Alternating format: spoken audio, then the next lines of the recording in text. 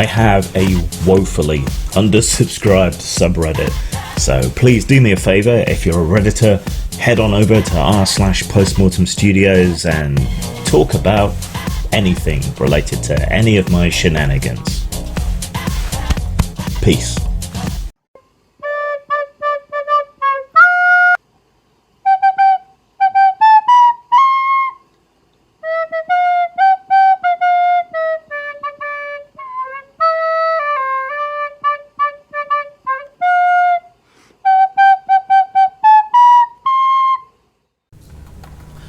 I don't particularly want to talk about Swordsfall again, but it seems like I don't particularly have a choice at this point. Brandon Dixon of Swordsfall is preparing to launch yet another Kickstarter, this time for an animated series based on Swordsfall.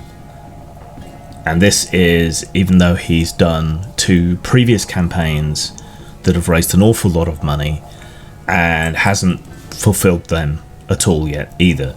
So it would seem to me that it would make sense to at least deliver on your first demand, your first crowdfunding offering, before you move on to others which involve a lot more work, a lot different work, and so on.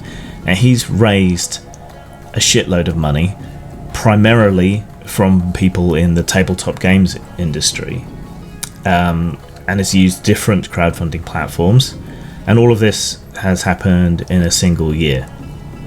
All of it launched off his Swordsfall RPG Kickstarter to start with.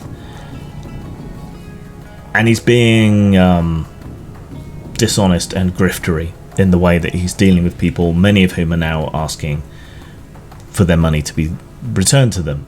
And yet you complain that people search for rules on your site because they want to play the Swordsfall RPG. To which he replies, I complain because people say things without reading what I say or even reading the product page. I'm not required to make an RPG, it's something I wanted to do, but having my other work ignored or misconstrued doesn't ignite me to do it. That's not how this works, Brandon. You made an undertaking to produce an RPG. People gave you money to produce an RPG. That's what that money was raised upon, the idea that you would produce an RPG. When you jog off and raise money for other projects and put your work into that without delivering on the first thing that you promised, people are going to quite rightly get upset. So you have to deal with that, not ignore it, not pretend you were never going to produce an RPG. Look, crowdfunded projects fail. That's a thing that happens. But they fail while people are trying to produce what they promised. You're not doing that. Return to them, because the project simply hasn't been fulfilled. His response has been not particularly good on this score, saying that it was never an RPG.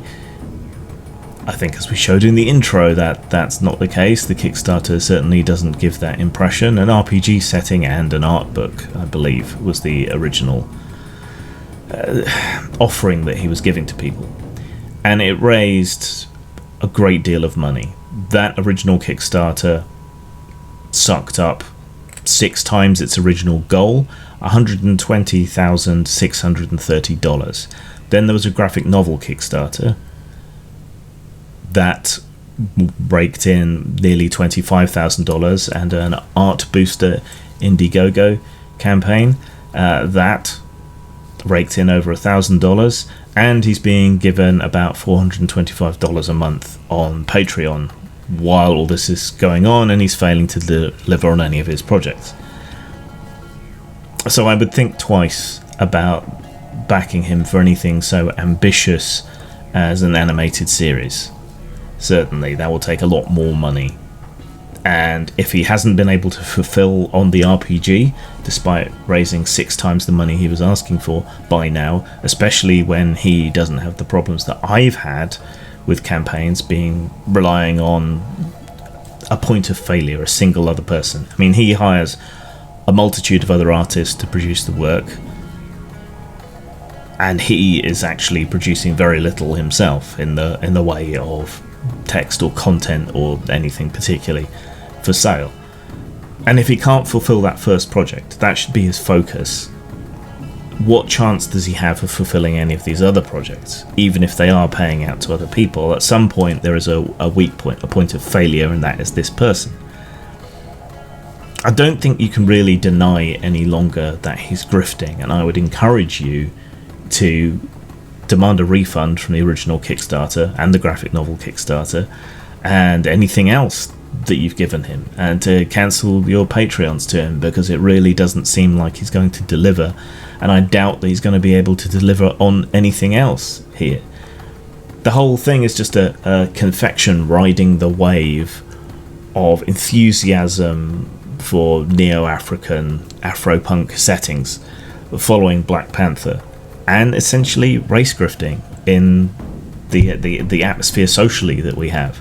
That's what he's doing. It's inescapable, and he's just not going to deliver, and doesn't seem to feel that he needs to deliver in any way, shape or form on anything that he's promised. Even other POC and other minority creators have been reaching out to him and expressing concerns. Of course, these are ones that have actually produced anything worthwhile. One of those being AJ Pandy, who says, as a rando on the internet, I can't really tell you what to do, but as a person of colour game designer who cares about other marginalised game designers succeeding, I want to warn you that from where I'm standing, it looks like the RPG arm of the Swordsfall project is set up to fail. I appreciate you taking the time to hear me out. I wish you well on the Swordsfall project.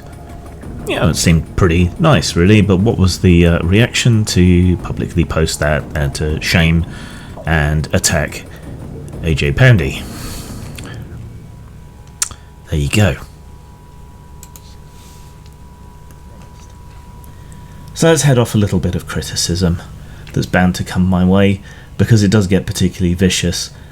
I'm not criticising him because of his race or for any kind of association like that. I am criticising him for exploiting the atmosphere, grifting off the atmosphere, using blackness as an insulation from criticism. I criticise Daniel Fox for his constant grifting and self-promotion as well. Colour doesn't really come into it until you look at the way in which he hitches his wagon to that and makes that the selling point, not producing anything, not the content. Support me, I'm black and unconventional, and that's it. And to be fair, Fox does the same thing, not for himself, but he latches on to any social justice concern or any other grift that he can find in order to sell his product. So it's not that he's black, it's his behaviour that happens to tie into this whole zeitgeist that we have at the moment, making him eminently able to exploit people and providing him an insulation against criticism, which is to cry racist at anybody who points out his bad behaviour, and to lead mobs of self-righteous people at anyone who criticises him, which is why it's necessary to criticise him, I think. What more can they do to me, really, that they haven't already done? The guy appears to be a snake, in my earnest and honest opinion, and I very much doubt that you'll get much out of it. So I just wouldn't back him, especially since he tries to revise what he's promised as time goes along and seems to be increasingly hostile to the people who actually supported him and anyone else. He's even been called out by other minority creators for this behaviour, and yet carries on and attempts to shame and attack them as well. Just a snake who's not going to deliver. Leave well alone.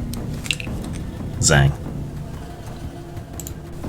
It's your last chance to enter my RPG giveaway. Got this nice big box here full of RPG related stuff.